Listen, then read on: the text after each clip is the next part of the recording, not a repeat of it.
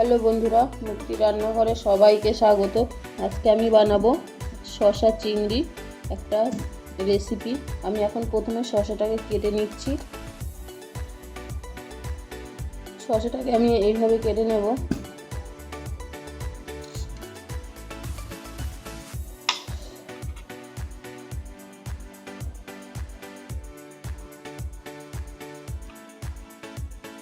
শসা আলুটাকে আমি এভাবে কেটে নিয়েছি। এখন একটা কড়াইতে আমি জল দিয়ে দিলাম। জলটা গরম হয়ে গেছে। আমি এখন গরম জলের উপরে দিয়ে দিচ্ছি শসা আর আলুটাকে।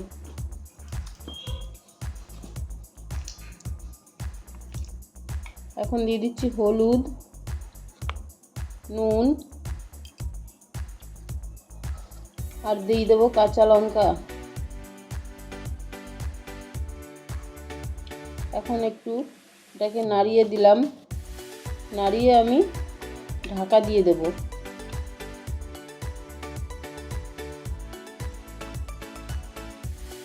দশ মিনিট পরে ঢাকনাটা তুলে একটু নাড়িয়ে দিলাম। ঢাকনাটা তোলার পরে আলু আর শসাটা ভালোভাবে সিদ্ধ হয়ে গেছে। আমি এখন এটাকে একটা গামলিতে ঢেলে নেব।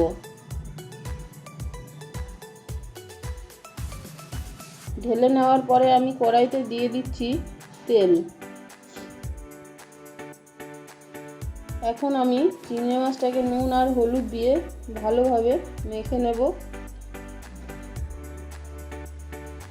মেখে তেলের উপরে দিয়ে দিলাম। এখন আমি এই চিংড়ি মাছটাকে লাল লাল করে ভেজে নেব।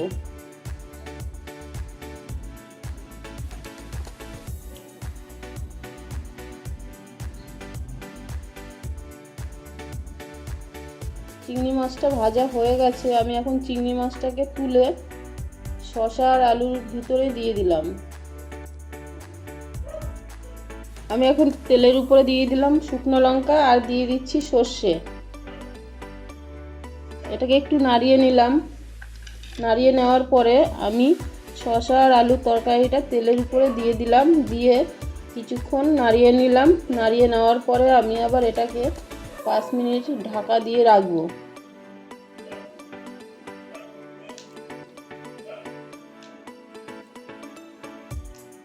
পাঁচ মিনিট ঢাকা দেওয়ার পরে ঢাকনাটা তুলে আমি আবার এটাকে নাড়িয়ে চাড়িয়ে নিলাম।